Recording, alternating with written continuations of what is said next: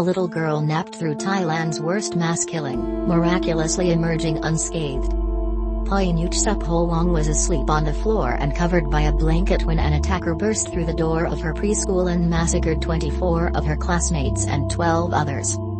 She is thought to be the only child at the daycare center to come out uninjured, with the gunman seemingly believing she was dead already. Another child named Sumei was stabbed and shot twice but survived after 2 bullets were removed from his head. The rural township of Udhisawan has been shattered by the attack that robbed the farming community of much of its youngest generation in the blink of an eye. Former police officer Panya Kamrap launched the attack before going home to kill his wife, child and himself. He had been fired earlier this year due to a drug charge involving methamphetamine. Sharing her daughter's remarkable story, Panamply Srithong said she found it hard to breathe when she and her husband were initially told no one had survived.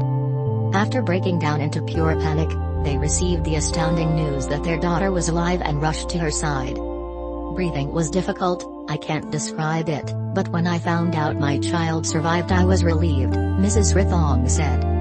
But I also wanted to know if she had any injuries, if there was any collateral damage.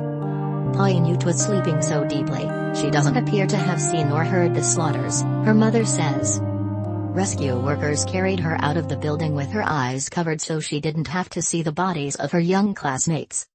When she got out, she asked her grandmother where her best friend was. That's when she found out that her friend died, Mrs. Srithong said. This was the person who was sleeping next to her. While her daughter survived, Mrs. Srithong lost her cousin in the attack. There's both good luck hidden in bad luck. I'm lucky that my child is okay but I lost my cousin, she said. For other people, some lost an only child who was their hope. Uniting in grief, Thai people in Buddhist temples have tied dozens of white, yellow and red soul strings to Poinuch's wrists in a bid to help her survive the horrific experience spiritually. When someone suffers such a tragedy, they lose part of their soul, it's believed.